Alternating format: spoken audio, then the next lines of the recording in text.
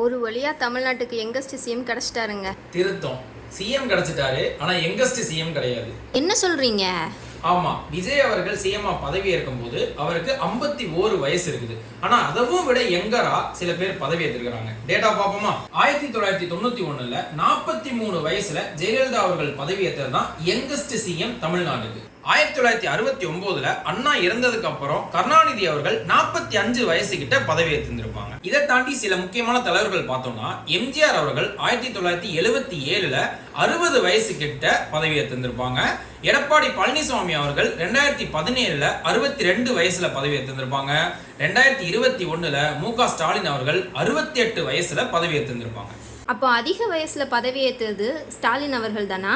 இல்ல, அதுக்கும் முன்னாடி 1952ல ராஜகோபாலாச்சாரி அவர்கள் 73 வயசுல பதவி ஏற்றதான் இப்ப வரைக்கும் அதிகமான வயசுல பதவி ஏற்றவங்க. இதே மாதிரி இன்ஃபர்மேஷன்ஸ்க்கு நம்மள ஃபாலோ பண்ணிக்கோங்க. விஜய் யங்கஸ்ட் சிஎம் இல்ல, மோஸ்ட் ஹேண்ட்சம் சிஎம் சொல்லிக்கலாமா? சொல்லிக்கங்க.